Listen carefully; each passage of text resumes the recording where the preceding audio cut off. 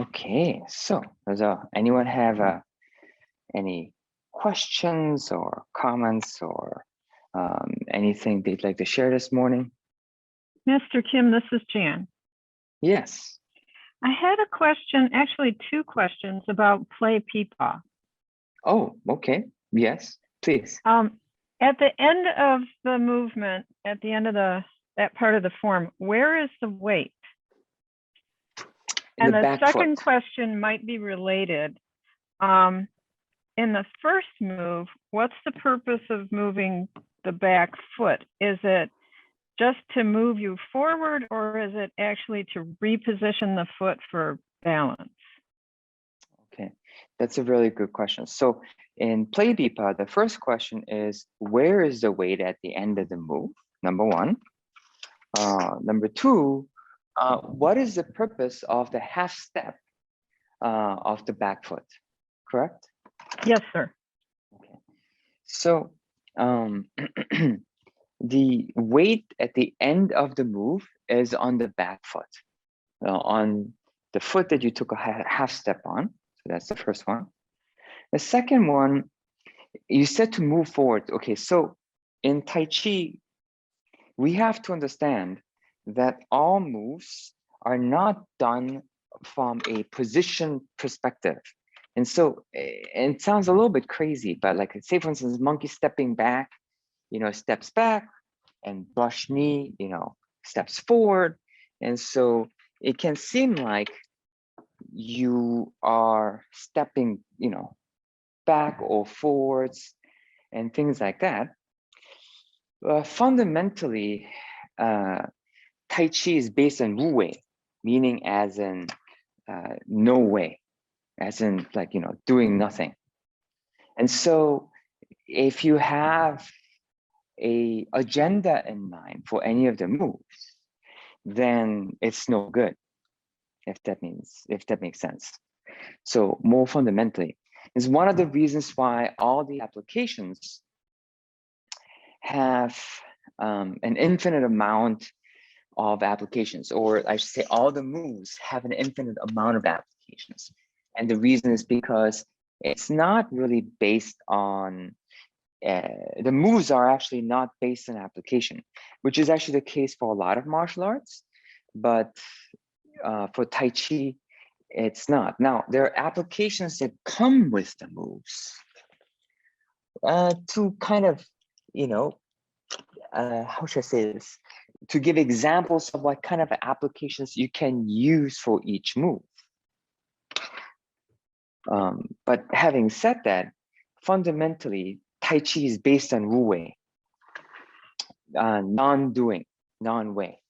And so if we don't start from there, then we have a problem. And so I kind of wanted to explain everything I'm going to explain from that perspective first. Thank you, sir. You're welcome. So having said that, why do you take the half step? So you want to look at the entire form from an energy perspective. And so strictly speaking,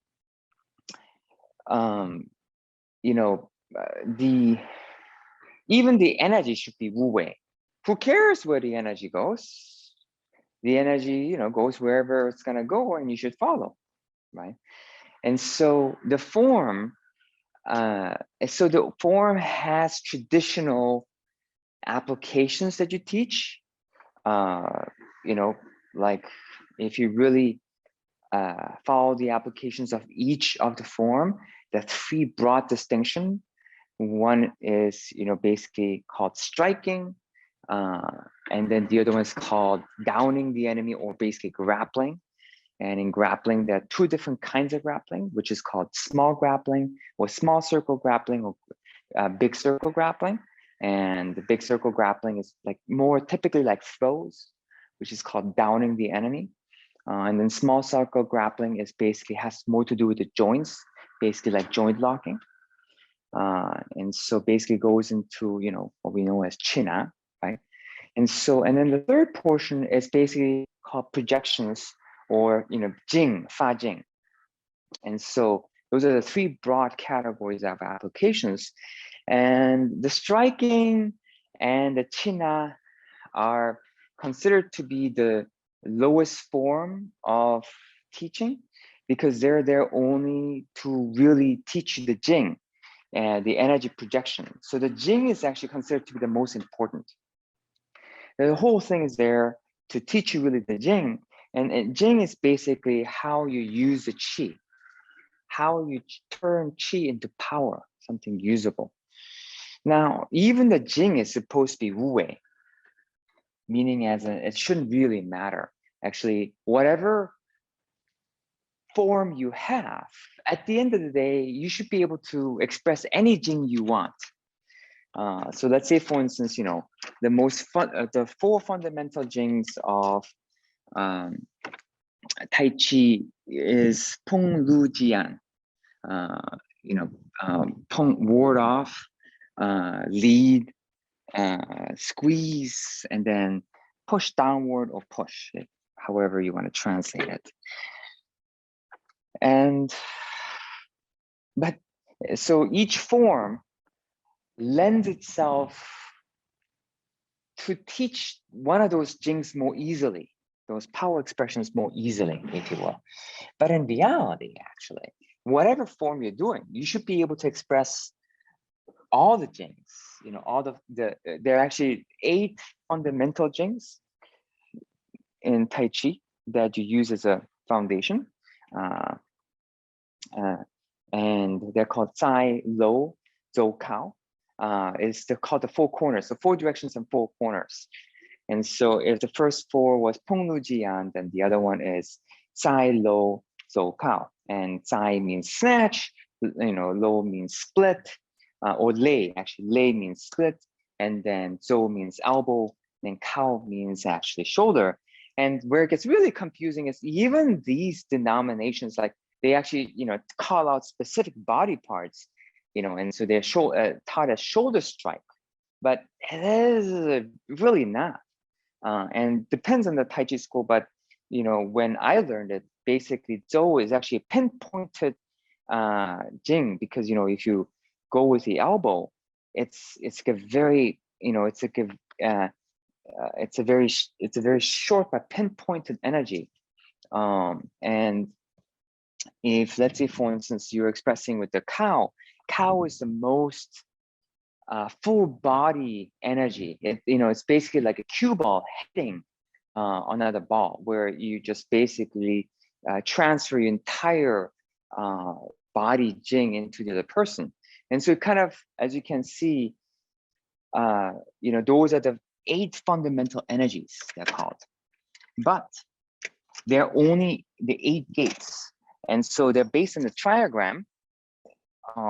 And so the whole idea is that they're just, kind of a beginning. They're like fundamental building steps for the whole thing, for any infinite amount of things.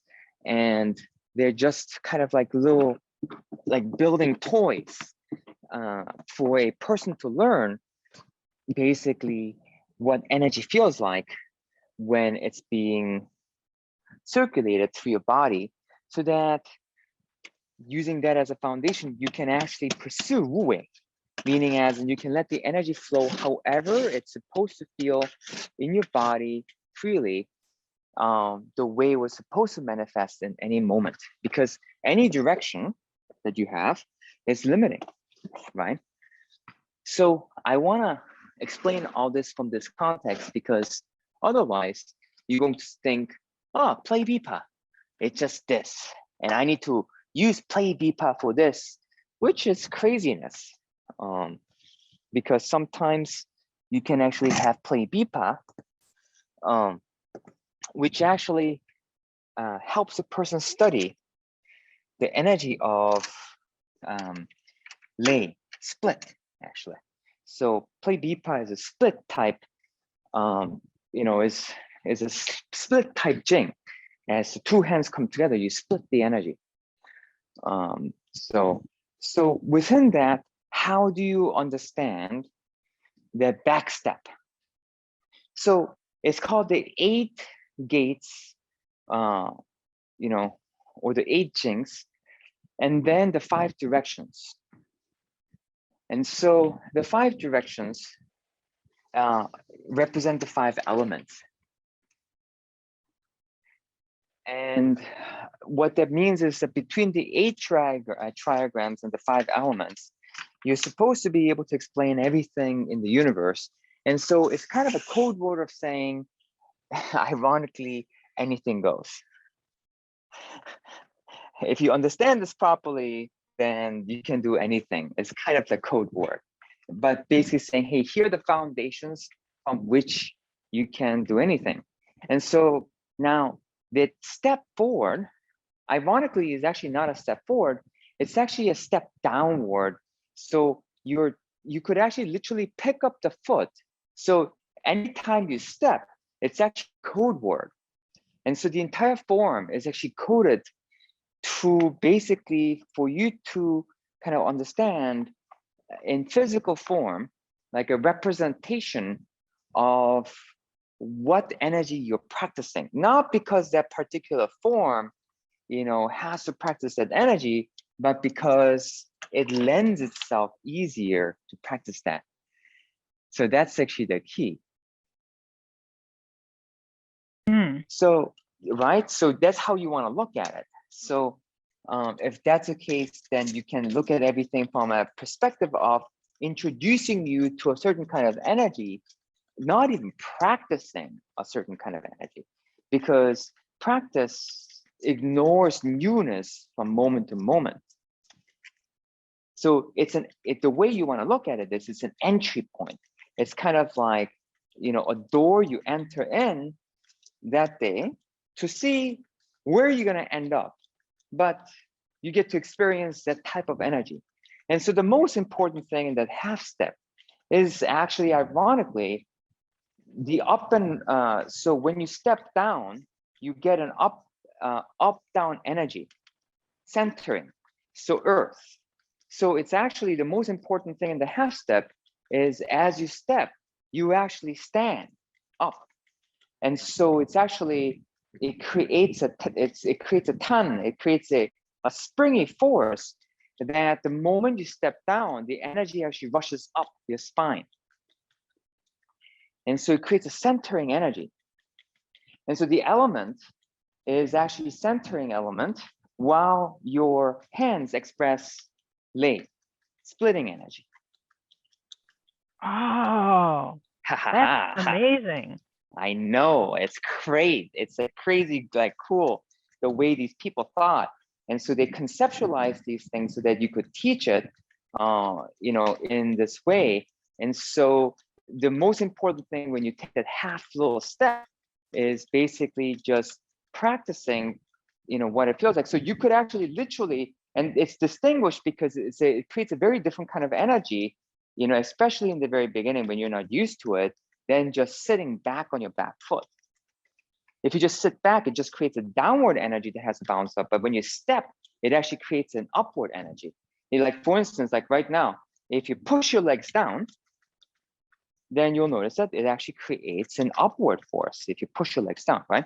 So if you take a half step, but you actually focus on stepping down, you'll notice that it actually, even though you took a step forward, it has nothing to do with taking a step forward.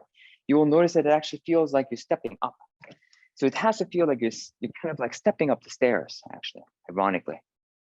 Yeah, like that. Yeah, that's interesting. That's what makes me feel. So when I step, I automatically feel that my front foot wants to lift up and put that heel forward. I'm getting that, it just wants to do it. Exactly. And that's how you know you are practicing that energy properly, because that's a natural phenomenon that happens when you create that upward force. It creates, and it allows many different things. So when you have that centering energy, so your splitting energy all of a sudden becomes a lot more secure in close quarters. So actually, literally, you don't even need to take a step forward. You could actually take a step back as long as you step back with that idea, or you can just step in place like a stomp. And so you can actually do that move as a stomp as well. So, it's like I asked my assistant, how come ours, system doesn't have a stomp? And it's like, oh, it does. It's like, where? Here. And then he's like, but there is no, it's like, oh. And it's like, how come we don't actually make a stomp when we do that? And it's like, oh, if you want to do it, you can. It said, I know, Tai Chi masters, right? Now I understand why he spoke like that. It's kind of like, it's like too much effort to explain everything. It's like, Thank you for attempting to. You've done a marvelous job. I really feel much more connected to the play pipa. oh, okay, good. So now I'm gonna just explain just one more thing to bring actually some completion. So when you create that upward energy, you actually have a lot more space all of a sudden, actually, meaning as in, it's very different from the kind of energy that's created when you're moving forward. And so play bipa actually happens in close quarters where you're trying to close a distance, or the opponent is trying to close a distance and it got too close. So the way you recognize it is actually, as you said, the front foot naturally lifts, right? The toe naturally lifts, but that actually also has another different meaning. Whenever you let the toe lift like that, it's actually a hidden meaning for this is a back kick versus the toe kick. And if you end up on your toes, so which oftentimes is also called a cat stance, but if you end up on the toe, it's a toe kick. And so for that type of energy, typically heel kicks are more beneficial than a toe kick, but there is no rule. But it just basically says, this is the type of energy that manifests. And so it comes up as a toe kick, and the hands actually catch, like the traditional form of that is to catch the person's wrist and the elbow, and to pull them down, and then using that upward energy to kick the other person in the chin with the heel. But, of course, you don't need to do that. But that's just an example. But the energy manifests like that in the body, and you're basically really more practicing how the energy flows in the body. I look forward to the day that I am capable of kicking someone in the chin with my heel. Oh, you know what Master Chin would say? Oh, I was like, you can, why do you need to look forward to it? Why not today? And then I said, well, I'm not flexible enough. And then he said, oh, who said you need to kick high? You can bring them down. Oh, wonderful. So that's it. That's why Tai Chi looks at it from the perspective of, what you can do today. It's very flexible. How can you still accomplish, what you want to accomplish today within what you have? Because what you have is enough. That is very, very, very hopeful and enlightening, and really gives me a lot of stuff to work on. Good. I'm glad. So, okay, so that probably explains or answers your question on play bipa. More than sufficiently. Thank you, Master Kim. You're welcome. Okay, very good. So, anyone else have anything they'd like to share or ask any questions or comment on?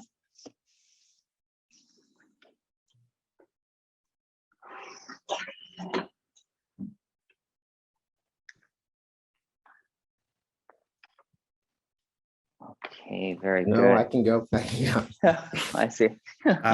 First, I want to say that was amazing. Thank you so much, CJ, for asking that. That was an awesome question. And that response was phenomenal and really inspiring to explore the form from that perspective, like from the nature of all things, which I know is how it's supposed to be explored, but to see an example of that was really inspiring. So first, I just want to say thank you for that.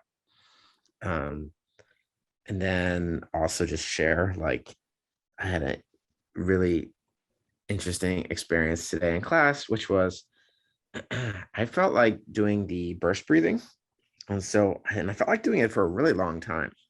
So I did it for like 40 minutes or something like that. And I felt my chest push out kind of violently.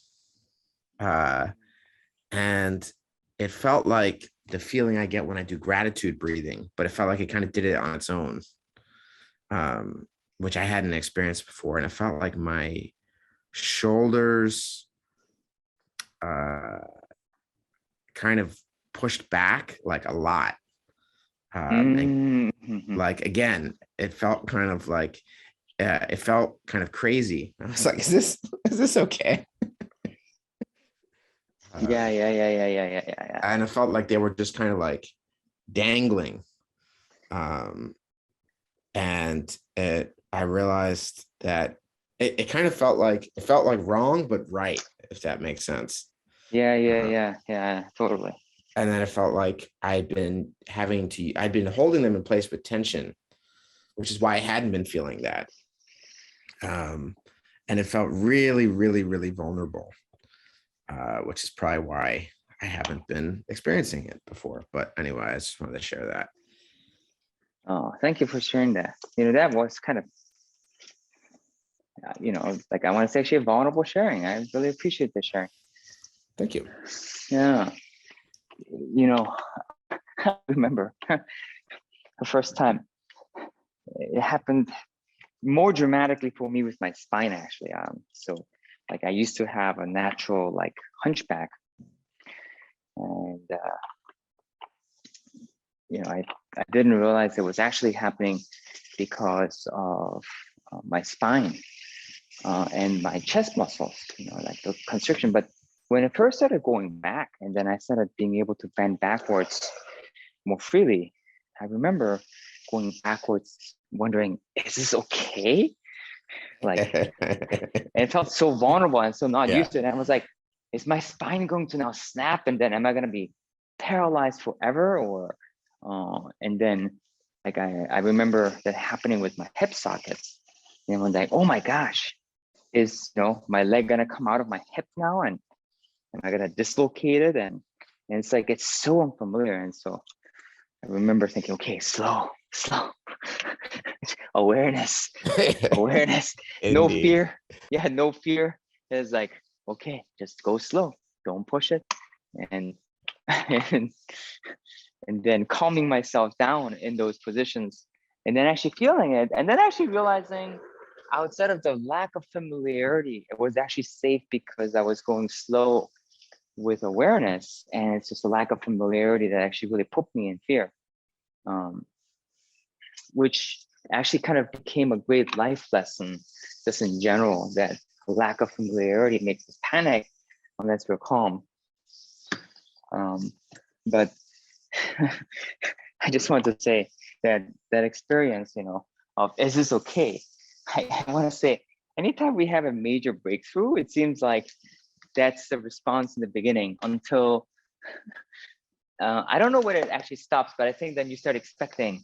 And so it becomes more normal. And then you stop translating it as this is okay. But whenever you enter a complete new area, I still experience is this okay? That's awesome. Yeah.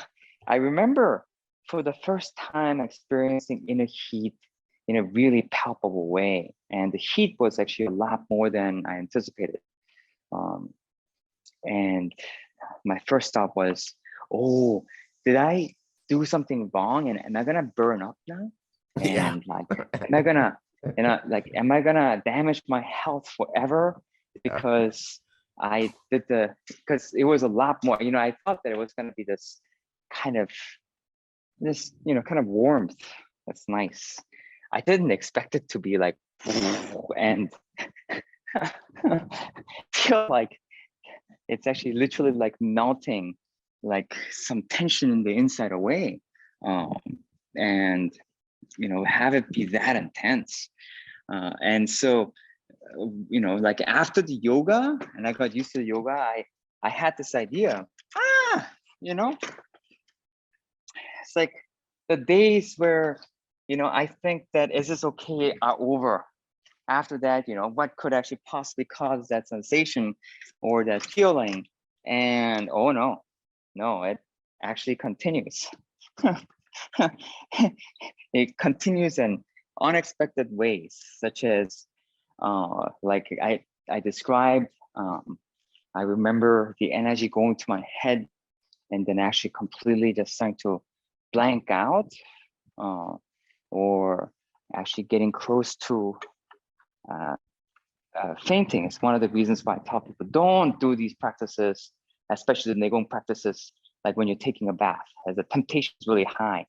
But like, don't do it, because if you, the traditions actually say don't ever do that because you can drown to death. But feeling that, and then or your mind opening up so much into the vastness where you just disappear, and actually the dissolution that you experience, where your sense of self just disappears, or you start experiencing your spirit body for the first time, and you can tell, or you have this feeling that you can actually literally float away from your body, right? I mean, like, these are scary experiences that feel like they have really permanent consequences. And what I find is that actually really that's feeling of, is this okay? I don't know that it actually really ever goes away outside of, like, then you start being able to tell yourself, okay, I'm in uncharted territory, and go back to, the first thing, third eye, just be present, bring yourself back, slow yourself down. And then as you center, and as a time, when you slow yourself down, you're slowing it down until this present moment, right? That's what you're doing. So because otherwise you're in the future. So you become the now. So you bring the time back to now, you bring the space back to here, and that you are unified. And from this unified place of awareness, you explore this new place. And I feel like that's why it's so important to have a good foundation in third eye, to just be able to have a good foundation, or, being present, I guess, where there is no observer and observee or observed, where you're just present.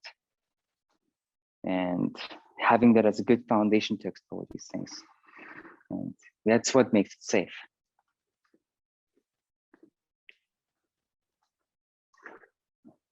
Thank you. That was awesome.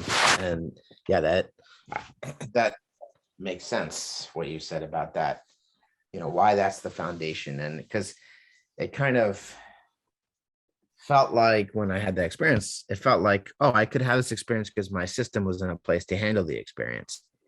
And it's not like it wasn't accessible before. It's more like my system, didn't feel safe to, didn't want to. And it makes sense to have that as a foundation is what creates the safety to explore it. Yes.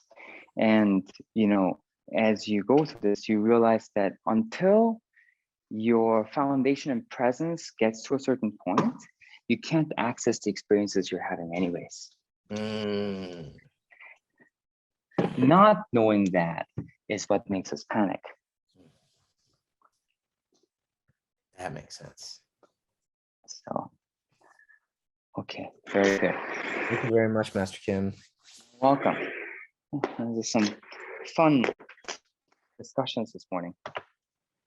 So, okay, well, I am done cleaning, so I gotta scooch.